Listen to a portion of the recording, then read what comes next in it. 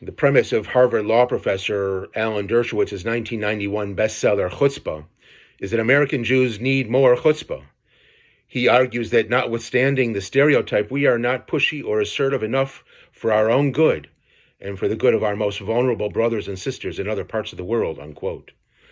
We see ourselves as second-class citizens, he continues, as guests in another people's land. The book focuses on the many examples of how, despite the material success of Jews in this country, there is a pervasive concern for being overly exposed and excessively visible. We say, what will the goyim say?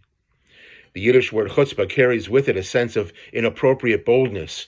One asks too much and thinks too much of oneself. Dershowitz argues that American Jews need to be less self-conscious and more accepting of their place in American culture.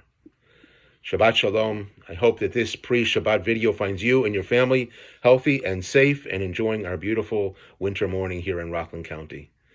The Parshah this Shabbos, the Parshah of Bo, picks up on the plague cycle begun in last week's reading.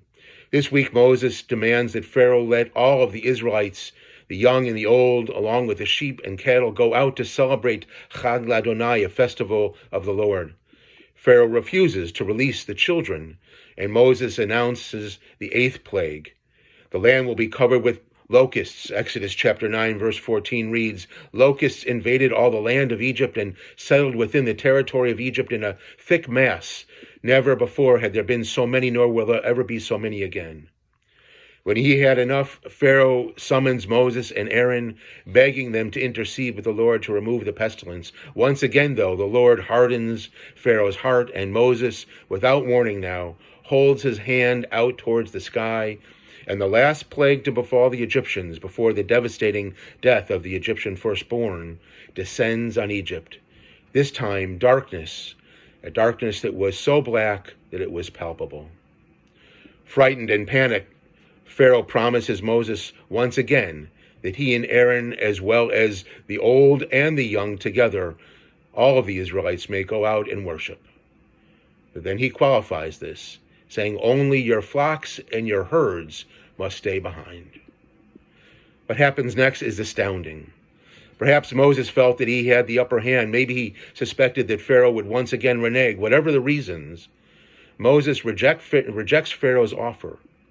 And in a moment of self-assured impudence, and some would even say chutzpah, Moses demands not only that the flocks and herds come with, but that Pharaoh himself will provide those flocks.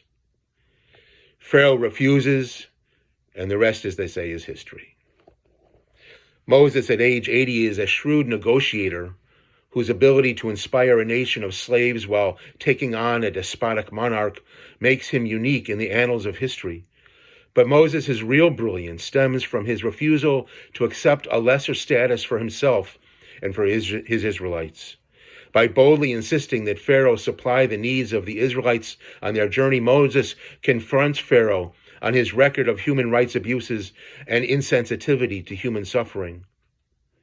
Moreover, it was for the benefit of the Israelites, who, because of their hard work and bitter living conditions, could not even imagine what it meant to be free. More than a physical redemption, the people were desperately in need of being spiritually elevated to believe in themselves. Sometimes it takes an act of unmitigated chutzpah to teach people to lift their heads and see themselves not as invited participants in history, but as makers of history. Somewhat deserved reputation among our brothers and sisters living in the modern state of Israel is that they are chutzpahdik. Sometimes we even cringe a little bit when that character trait plays out on the world stage.